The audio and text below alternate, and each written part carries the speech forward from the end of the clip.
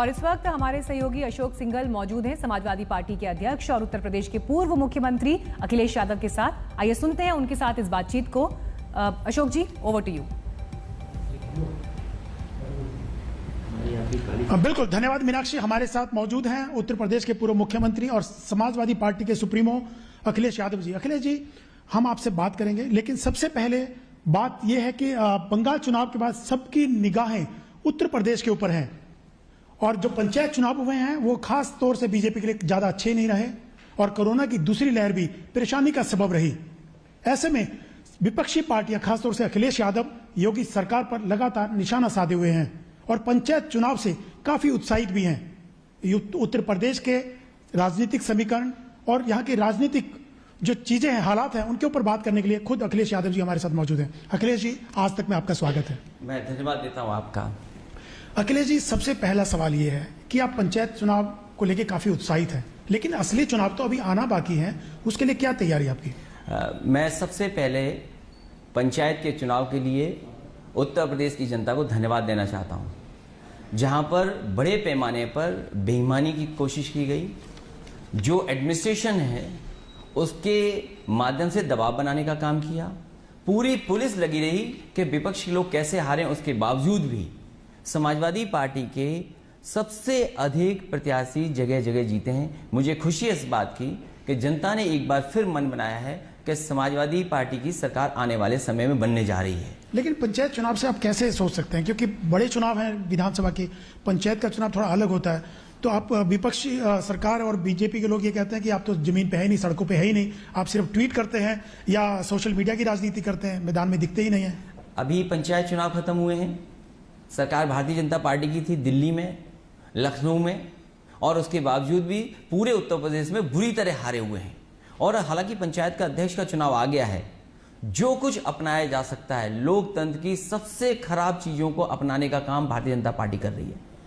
जगह जगह पुलिस से झूठे मुकदमे लगा रही हैं, पैसे का लालच दे रहे हैं, और उसके बावजूद भी जनता उनके साथ नहीं है, सदस्य उनके साथ नहीं है, लेकिन दबाव बना करके चुनाव जीतना चाहते हैं। मैं ये कह सकता हूं कि जिस तरीके से जनता परेशान हुई है कोविड के जमाने में, कोविड को लेकर के जो व्यवस्था सरकार को करनी चाहिए थी वो नहीं की। जनता को अनाथ छोड़ दिया सरकार ने और लोगों को अपना इंतजाम खुद करना पड़ा। जो ऑक्सीजन नहीं पर्याप्त मिल पाई, दवाई नहीं मिल पाई, बिस्तर नहीं मिल पाए, लोग सड़कों पे घूमते रहे, लोग अस्पताल न पहुंच नहीं पाए, जान पहले चली गई। और कई परिवार ऐसे हैं जिनकी न जाने कितने सदस्यों की जान गई है। हम जानते हैं, बुंदेलखंड में देख लीजिए, उत्तर प्रदेश के किसी हिस्से में देख लीजिए, लोग परेशान है आज महंगाई से, लोग परेशान है सरकार की नाकामी से। आखिरकार कैसे छिपाएंगे नाकामी? तो ये जो पंचायत के चुनाव हुए हैं, ये सही है कि पंचायत के चुनाव हैं, लेकिन कहीं ना कहीं जनता का मन पता लग गया है। इसीलिए आपने देखा होगा दिल्ली से लखनऊ तक मीटिंगें होती रहीं। मुख्यमंत्री जी खुद अपनी परेशानी में हैं, सरकार परेशानी में है। कभी दिल्ली वाले लखनऊ चक्कर लगा रहे हैं, कभी लखनऊ वाले दिल्ली में चक्कर लगा रहे हैं। तो ये केवल पंचायत के चुनाव का असर है। और मैं आपको यकीन दिलाता हूं, उत्तर प्रदेश की जनता भारतीय जनता पार्टी को सबक सिखाने के लिए तैयार है। लेकिन अखिलेश जी, आप इतना हल्के में उनको ले रहे हैं। 3 बड़े चुनाव जीते, 2 लोकसभा के जीते, 1 विधानसभा का यूपी का जीता। तो आप अपनी तैयारी के बलबूते ऐसा कह रहे हैं या उनके वजह से आपको लगता है कि आपकी सरकार आएगी? उत्तर प्रदेश की जनता, जो आश्वासन दिया गया था, जो उन्हें भरोसा दिलाया गया था, यही भारतीय जनता पार्टी जिन्होंने अपना संकल्प पत्र जनता के सामने रखा था। आज भारतीय जनता पार्टी को पीछे मुड़ के देखना चाहिए कि जो वादे किए थे, कितने वादे पूरे हुए हैं। किसान को कहा कि इनकी आय दोगुनी हो जाएगी, लेकिन किसान के ऊपर किस तरीके से काले कानून थोपे जा रहे हैं। मैं ये जानना चाहता हूं कि किसानों की कितनी आय दोगुनी हो गई, किस फसल की आय दोगुनी हो गई। पूरा किसान इंतजार करता रह गया। मंडियां जहां पर किसानों को कम से कम सुविधा मिल रही थी, जाकर के अपनी फसल की कीमत ले सकते थे, आज मंडियों की दुर्दशा क्या है? सब मंडियां बंदी के कगार पे हैं। और जो कानून लागू हो जाएंगे उसके बाद किसान की आय कैसे दोगुनी हो जाएगी? कौन पूछेगा किसान को? आज बताइए, सरसों का तेल कितना महंगा हो गया और किसान से सरसों किस भाव खरीदी जा रही है? आज बाजार में लगातार आटे की कीमत बढ़ती चली जा रही है। जितने भी आटे से चीजें बनी उसकी कीमत बढ़ती चली जा रही है, लेकिन गेहूं क्या किसान का खरीद पाए? क्या इससे पहले धान खरीद कर ली सरकार ने? हमारे उत्तर प्रदेश का डेयरी सेक्टर इतना स्ट्रॉन्ग, जो हमारी इकोनॉमी और उत्तर प्रदेश की अर्थव्यवस्था ठीक करता है। आज डेयरी सेक्टर को खत्म कर दिया इन्होंने।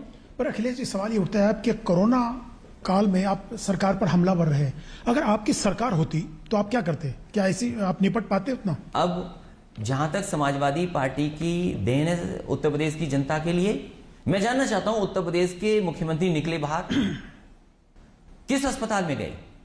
जो समाजवादी सरकारों में बने हुए अस्पताल हैं उन्हीं का निरीक्षण किया जा करके। कोविड में सबसे ज्यादा काम अगर कोई अस्पताल आए हैं तो समाजवादी सरकार के बने हुए अस्पताल काम आए। 108, 102 एम्बुलेंस जो उत्तर प्रदेश में लागू थी, समाजवादी सरकार में संख्या बढ़ा दी थी, वही एम्बुलेंस काम आई। मैं इनसे जानना चाहता हूं कि आखिरकार उत्तर प्रदेश के स्वास्थ्य को लेकर के कितनी चिंता थी। कोविड में बहुत समय मिला सरकार को, टीम 11 बनाई गई, सबसे महत्वपूर्ण अधिकारी बैठे टीम 11 में। लेकिन योगी जी तो ये कह रहे हैं कि उनकी जो प्रशंसा पूरे दुनिया भर में हो रही है उनके काम को लेकर के, जिस ढंग से कोरोना को कंट्रोल किया गया। हमारे मुख्यमंत्री जी को यह पता ही नहीं है कि विज्ञापन देकर के प्रशंसा हो रही है। उन्हें कम से कम ये तो पता करना चाहिए कि कहीं ऐसा तो नहीं कि विज्ञापन देकर के उनकी प्रशंसा हो रही हो। लेकिन अखिलेश जी, सवाल तो आपके ऊपर भी उठता है कि आपने जो बयान दिया कि ये बीजेपी की वैक्सीन है, उसको लेके भ्रम की स्थिति बनी, लोगों में गलतफहमियां हुई और लोग भ्रमित हुए। लेकिन उसके बाद आपके पिता नेताजी मुलायम सिंह जी ने वैक्सीन लगवाई, तब आपको क्या लगा, आपका क्या रिएक्शन उसके ऊपर? तो आपने उनको कहा नहीं है तो बीजेपी की वैक्सीन है? जिस समय ये कहा गया था उस समय कई परीक्षण वैक्सीन के नहीं हुए थे, और केवल मैंने सवाल नहीं खड़ा किया था, बहुत सारे जो एक्सपर्ट हैं उन्होंने खड़ा किया था। उसके बाद लगातार मेरा कहना, समाजवादी पार्टी का मानना है कि लोग ज्यादा से ज्यादा वैक्सीन लगाएं। सरकार आखिरकार फ्री क्यों नहीं उपलब्ध करा पा रही थी? और फिर पर्याप्त वैक्सीन क्यों नहीं है सरकार के पास? जब सरकार को तैयारी करनी थी वैक्सीन की, तो वैक्सीन की तैयारी क्यों नहीं की? आज दुनिया में तमाम देशों ने अपने पूरे के पूरे नागरिकों को वैक्सीन लगा दी, लेकिन क्या है, आप वैक्सीन नहीं लगा पाए। तो अब आपका कहना है कि वैक्सीन लगवानी चाहिए लोगों को। और मैं कोई एक व्यक्ति नहीं हूं जो छूट गया हूं। मैं उन भारतीय जनता पार्टी और सरकार को भरोसा दिलाना चाहता हूं कि मैं आखिरी आदमी हूंगा जब ये पूरे देश के गरीबों को लगा दें वैक्सीन, उत्तर प्रदेश की जनता को वैक्सीन लगा दें, और जब आखिरी बचेगा तो मैं जाकर के वैक्सीन लगवा लूंगा। मतलब क्या मैं आखिरी आदमी हूं? पहले तो इन्हें पूरे गरीब, मजदूर और जिनको निकलना है काम के लिए, जिन्हें अर्थव्यवस्था को पटरी पर लाना है, आखिर उनको वैक्सीन कब लगाएंगे? हमने तो समाजवादियों ने कहा है कि आप दिवाली से पहले वैक्सीन लगा दीजिए। आखिरकार वैक्सीन है कहां पर? नहीं, आप लगवाने जा रहे हैं वैक्सीन। मैं ये जानना चाहता हूं सरकार गरीबों को वैक्सीन लगवाएगी कि नहीं लगवाएगी। और मैं ये अकेला नहीं बचा हूं, अभी तो बहुत सारे किसान बाकी हैं, बहुत से गरीब लोग हैं, उनको वैक्सीन कब लगवाएगी सरकार? आप लगवाएंगे वैक्सीन? मैं आखिरी, जब सब पूरे उत्तर प्रदेश की जनता को लग जाएंगे उसके आखिरी मुझे भी लगा दें। और फिर ये भी जानना चाहता हूं, लगता है कि प्रधानमंत्री जी जा नहीं पा रहे हैं विदेश, कहीं ऐसा तो नहीं कि वो वैक्सीन लगवा ली हो जिससे विदेश यात्रा न कर पा रहे हो? तो सरकार को कम से कम अपनी नीयत साफ करनी चाहिए। और फिर उत्तर प्रदेश में जो जाने गई हैं, शिक्षकों की जान चली गई जिनको आपने इलेक्शन ड्यूटी पे लगाया था, सरकार से सवाल किया गया तो 3 बताया उन्होंने कि 3 लोगों की जान गई, आखिरी में 1600 निकले। इसी तरह पुलिस के कर्मचारी, पुलिस के सिपाहियों की जान गई है, कोर्ट के जजेस लोगों की जान चली गई।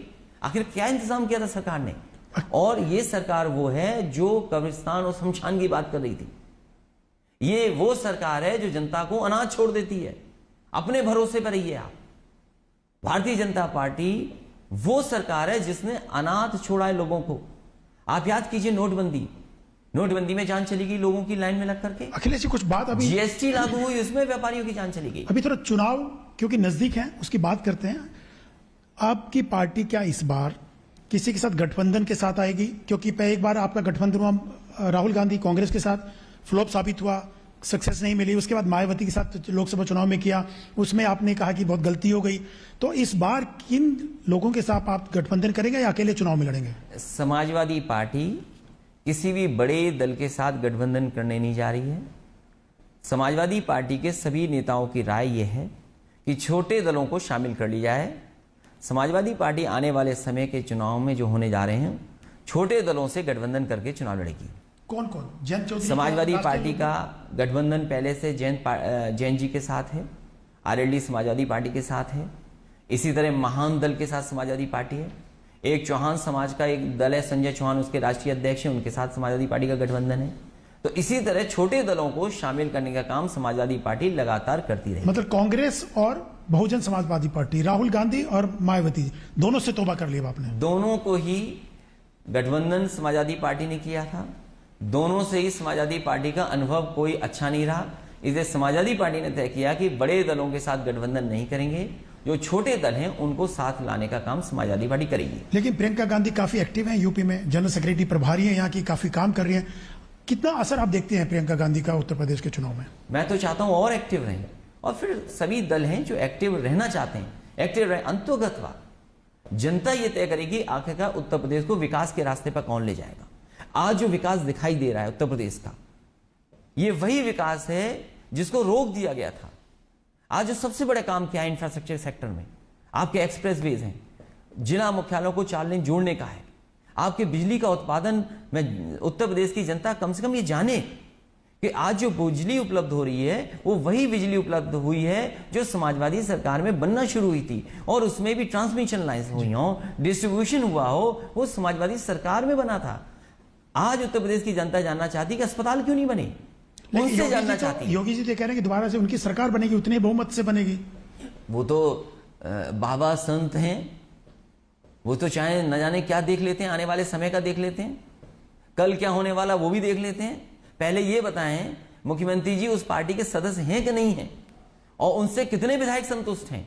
आज भी अगर विधायकों की गिनती हो जाए तो ज्यादातर विधायक इस सरकार के खिलाफ खड़े हुए हैं, और विधायक जिस दिन ये जान जाएंगे कि उनकी टिकट नहीं होने वाली है, टिकट कटने जा रही है, तो हो सकता है सदन बुलाए सरकार।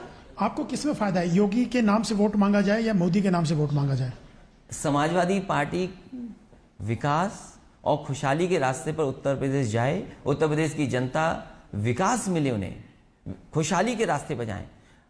उत्तर प्रदेश की जनता उन्हें कभी वोट नहीं करेगी जिन्होंने कब्रिस्तान और शमशान की बात की हो, और इतना दुख दर्द तकलीफ जनता को कभी नहीं मिली होगी जितनी भारतीय जनता पार्टी की सरकार में मिली है। एक सवाल और उठता है अखिलेश जी, आपके चाचा शिवपाल यादव सालों से रहे, संगठन देखते थे पार्टी का, मुलायम सिंह के बाद नंबर 2 थे, अब वो नाराज हैं, अलग हैं, क्या उनको भी लाने की कोशिश होगी चुनाव से पहले? वो भी आपकी पार्टी के साथ मिलकर चुनाव लड़ेंगे?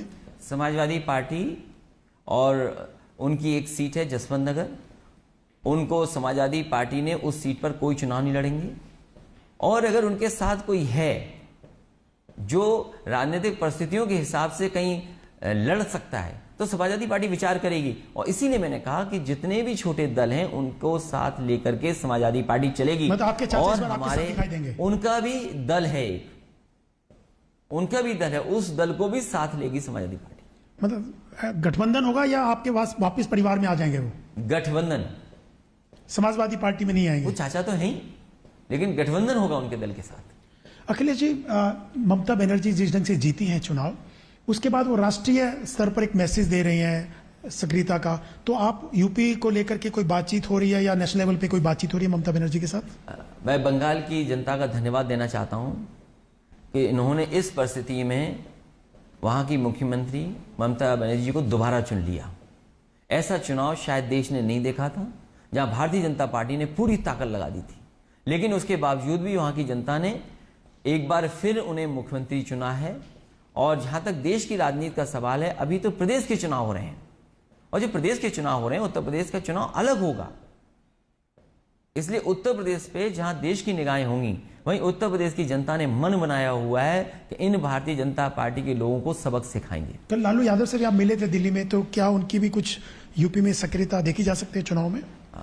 मैंने तुमसे कहा है कि आपका भी आशीर्वाद मिले और उस दल का भी सहयोग अगर मिलेगा तो कहीं ना कहीं पार्टी और मजबूती से लड़ेगी। नेताजी आपके पिता मुलायम सिंह यादव, माना जाए कि वो अब रिटायर हैं, या वो भी चुनाव में कुछ उनकी भूमिका या कुछ कैंपेन वगैरह दिखाई देगा? अब नेताजी का जितना स्वास्थ्य बेहतर होगा उतना हमारा साथ देंगे, और स्वास्थ्य को देखते देखते जो प्रचार वो कर सकेंगे वो जरूर समाजवादी पार्टी का प्रचार करेंगे। अखिलेश जी, एक सवाल ये भी उठता है कि अयोध्या में एक जमीन घोटाला सामने आया, उसको लेकर के आप लोग क्या सोचते हैं? जबकि ट्रस्ट वालों का ये कहना है कि कोई घोटाला नहीं हुआ, हमने जो भी काम किया है वो उचित और सही तरीके से किया है। सुप्रीम कोर्ट के फैसले के बाद पूरे देश की जनता ने ये मान लिया कि वहां मंदिर निर्माण होना है, रामलला का मंदिर निर्माण होने जा रहा है, और वहीं से ऐसी खबरें अगर आए कि जहां पर भ्रष्टाचार हुआ है, तो कम से कम जिन पे आरोप लगे हैं, जो वो ट्रस्ट के मेंबर हैं, सबसे पहले तो उन ट्रस्ट के मेंबरों को अपने पद से इस्तीफा दे देना चाहिए। क्योंकि मर्यादा पुरुषोत्तम राम के लिए अगर कोई काम हो रहा हो और प्रश्न उन्हीं पे लग रहा हो जो ट्रस्ट के लोग हैं, जिन्हें संभालना है सब कुछ, तो जब तक ये भ्रष्टाचार के आरोप लगे हैं उन पर, तब तक सभी ट्रस्ट के मेंबरों को इस्तीफा दे देना चाहिए। और जहां तक आज बता रहे हैं कि सर्किल रेट, मार्केट वैल्यू के हिसाब से उन्हें जमीन दी है, मैं उनसे जानना चाहता हूं।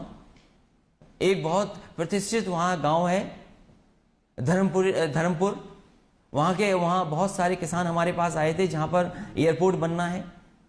अगर एयरपोर्ट बनना है और ग्रामीण जनता तैयार है जमीन देने के लिए, वो यहां पर भी हमसे मिले, तो उस समय भी मैंने ये कहा कि सरकार से कहिए आप, और सरकार से मांग की थी कि 6 गुना सर्किल रेट बढ़ा करके मुआवजा दे दें। पूरे किसान वहां जमीन देने को तैयार हैं। आप बगल के गांव को ज्यादा मुआवजा दे रहे हैं, लेकिन उस गांव को मुआवजा नहीं दे रहे हैं आप। तो आखिरकार कि कहां की आपकी नीति है ये? कोई विकास के लिए रोकना नहीं चाहता, विकास को कोई रोकना नहीं चाहता, और वहीं आई भ्रष्टाचार हो गया हो इतना बड़ा। 2 करोड़ की जमीन आपने कितनी कीमत में ले ली, कुछ सेकंड में कितना भ्रष्टाचार कर दिया। और आखिरकार कर्मचारी क्या कर रहे थे, अधिकारी क्या कर रहे थे? सोचिए, इतना बड़ा घोटाला। ये केवल प्रश्न आज केवल हम लोग नहीं लगा रहे हैं, जनता के मन में भी ये प्रश्न लगा कि आखिरकार ये हो क्या रहा था। अखिलेश जी, जितिन प्रसाद हो या बाकी नेता बीजेपी में चले गए हैं, कांग्रेस का बड़ा चेहरा रहे हैं, ब्राह्मण चेहरा रहे हैं, उनके फादर का भी पृष्ठभूमि रही है, कितना फर्क पड़ने वाला है इस सब नेताओं के आने से? भारतीय जनता पार्टी की स्ट्रेटेजी रहती है, कुछ नाम पिक कर लेना, उनको ग्लोरीफाई कर देना और उनको पार्टी में शामिल कर देना। ये भारतीय जनता पार्टी इसी स्ट्रेटेजी पे काम करती है। बंगाल में भी देखिए कितना तोड़फोड़ की थी उन्होंने। उत्तर प्रदेश का जब चुनाव 2017 में हुआ था, तो आप देखिए कितनी तोड़फोड़ की थी। ये उनका स्ट्रेटेजी का पार्ट है। लेकिन इस बार जनता ने मन बनाया है, कितने भी लीडर्स तोड़ लीजिए, कितने भी लीडर इधर उधर ले जाइए, लेकिन जनता भारतीय जनता पार्टी को सबक सिखाने के लिए तैयार है। और इसलिए क्योंकि उत्तर प्रदेश को पीछे कर दिया। आज वर्स्ट परफॉर्मिंग स्टेट में उत्तर प्रदेश है। जो हेल्थ पैरामीटर्स हैं उसमें पीछे हैं। आज जॉब्स नहीं है। बताओ, नौजवानों को रोजगार, नौकरी कौन देगा?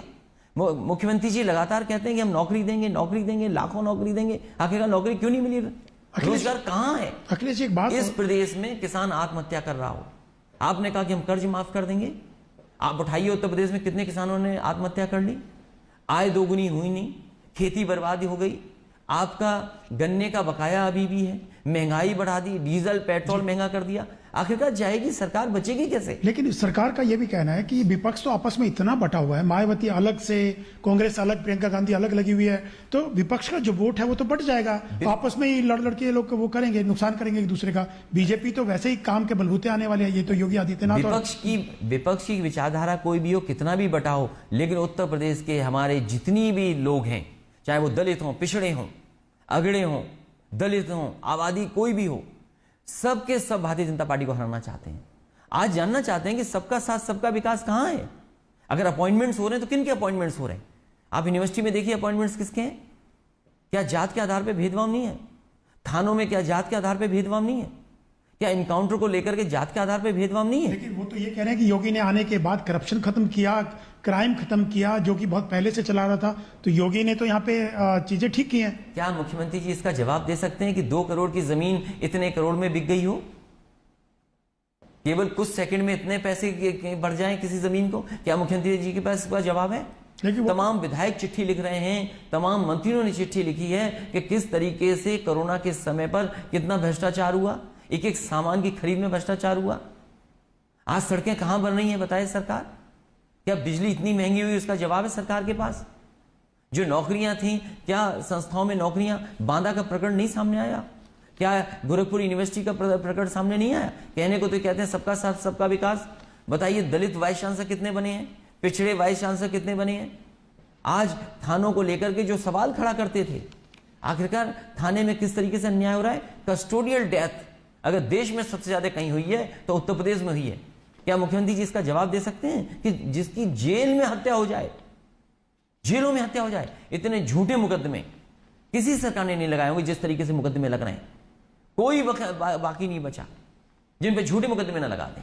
और जब अधिकारी मिलकर के राम जन्मभूमि के लिए जो जमीन मंदिर के लिए वहां भ्रष्टाचार हो सकता है, तो कहां भ्रष्टाचार बचा होगा? लेकिन अखिलेश जी, योगी के 5 साल के कार्यकाल में आपको कोई तो अच्छा काम नजर आता होगा, कोई तो आपको तारीफ करने लायक लगता होगा, या सिर्फ विपक्ष के नाते आलोचना ही है? अच्छा काम यही नजर आ रहा है कि 4.5 साल खत्म हो गए हैं, आखिरी के 6 महीने बचे हैं और अच्छे दिन के इंतजार करते हुए जनता नहीं अच्छे दिन मिले उन्हें, लेकिन अब वो दिन मिलने वाला है जनता को जब इनका सफाया हो जाएगा। तो आप भी मानते हैं कि अच्छे दिन लाएंगे? अब सवाल अच्छे दिन का नहीं है कि उत्तर प्रदेश को विकास के रास्ते पर कैसे ले जाएं। समाजवादियों ने जो सड़कें बनाई, समाजवादियों ने जो योजनाएं बनाई, समाजवादियों ने जो फैसले किए थे, आज उन्हीं को आगे बढ़ा रहे हैं। कोई नया योजना लागू की हो तो बताओ। इस उत्तर प्रदेश के नौजवानों को इन्होंने कहा कि हम लैपटॉप देंगे, क्या लैपटॉप दिया सरकार ने? क्या डेटा देने की बात की थी, क्या डेटा दिया? रोजगार देने और नौकरी देने की बात की थी, क्या नौकरी दी सरकार ने? क्या महंगाई कमने का वादा किया था, क्या महंगाई कम की? बिजली इतनी महंगी कर दी, क्या अस्पतालों में इलाज मिल पाया? कौन से अस्पताल नए बनाए? और वो तो भूल जाइए आप, जनता के लिए इनके सबसे बड़े नेता थे अटल बिहारी वाजपेयी जी। क्या उनके नाम पर यूनिवर्सिटी का शिलान्यास हुआ, जमीन निश्चित हो गई, क्या वो यूनिवर्सिटी बन गई? लेकिन यूनिवर्सिटियों में घोटाले कर दिए भारतीय जनता पार्टी ने। अखिलेश जी, आपने अभी कहा कि पंचायत चुनाव में काफी लोग मारे गए, कोरोना की वजह से भी डेथ हुई, ऐसे कहा जा रहा है, और बंगाल चुनाव में भी जिस ढंग से रैलियां हुई, कैंपेन हुए, वो भी कोरोना फैलाने में कहा जा रहा है कि उसकी वजह से भी फैला है। तो आपको लगता है जो उत्तर प्रदेश के चुनाव हैं उस सही समय पे होने चाहिए, टाला जाना चाहिए जो हालात है जिस ढंग से?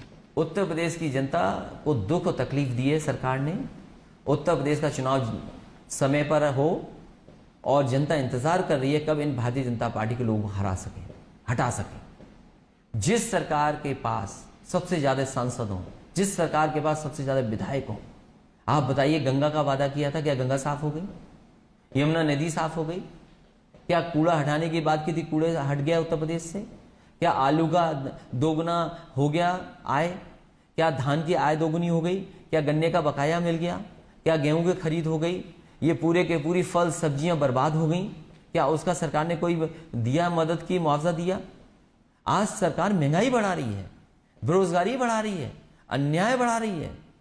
इतनी हत्याएं, इतने इनकाउंटर और फर्जी इनकाउंटर कभी नहीं होंगे जितना इस सरकार में हुए। लेकिन ये भी कहा जा रहा है, आखिरी सवाल है अखिलेश जी, कि मोदी के नाम से वोट पड़ता है, चाहे वो बंगाल हो, चाहे यूपी हो, चाहे देश भर में कहीं भी मोदी की पॉपुलैरिटी इतनी है, उसकी वजह से उनका चेहरा ही काफी अपने आप में सब चीजों के सामने। लेकिन इधर अखबारों में मैं पढ़ रहा हूं कि सुनने में आ रहा है कि उनको प्रचार करने नहीं दिया जाएगा।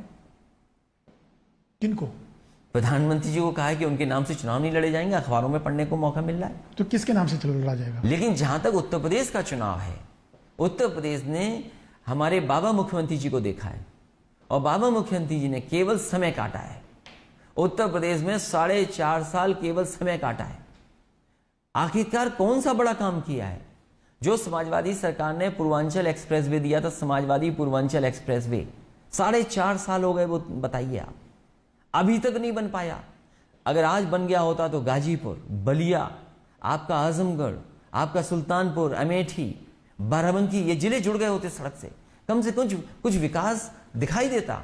मैं इससे जानना चाहता हूं कि आखिरकार उत्तर प्रदेश में बिजली उत्पादन पे कितनी बिजली बनाई है इन्होंने, और केंद्र सरकार हो जाने के बाद कितनी बिजली बन गई सरकार ने बनाई है? बिजली बनाई तो है नहीं 1 मेगावाट भी, लेकिन महंगी कर दी बिजली। इन्होंने इन्वेस्टमेंट मीट की, 1 नहीं 2 इन्वेस्टमेंट मीट की। प्रधानमंत्री जी को बुलाया, राष्ट्रपति जी को बुलाया, देश के बड़े बड़े उद्योगपति आए। आज ये जानना चाहते हैं कि दिल्ली ने सपना दिखाया $5 ट्रिलियन इकोनॉमी का, और उत्तर प्रदेश ने $1 ट्रिलियन इकोनॉमी का सपना दिखाया, और वर्स्ट परफॉर्मिंग स्टेज में उत्तर प्रदेश पहुंच गया हो, वर्स्ट परफॉर्मिंग स्टेट हो हमारा। इससे बड़ा दुख क्या और क्या हो सकता है? हमारे तमाम लोगों की जो जान गई, उन्हें ऐसे ही दफना दिया गया। क्या गंगा के किनारे लोगों ने तस्वीरें नहीं देखी? और इतनी बदनामी कभी सरकार की नहीं हुई होगी जितनी बदनामी सरकार की भारतीय जनता पार्टी ने कराई, और दुनिया में बदनामी हुई। धन्यवाद अखिलेश जी हमसे बात करने के लिए। ये थे उत्तर प्रदेश के पूर्व मुख्यमंत्री अखिलेश यादव। बाकी खबरों के लिए देखते रहिए आज तक। बहुत धन्यवाद। तो अखिलेश यादव को सुन रहे थे आप, जिन्होंने जमीन विवाद से लेकर उत्तर प्रदेश में आगामी चुनाव के बारे में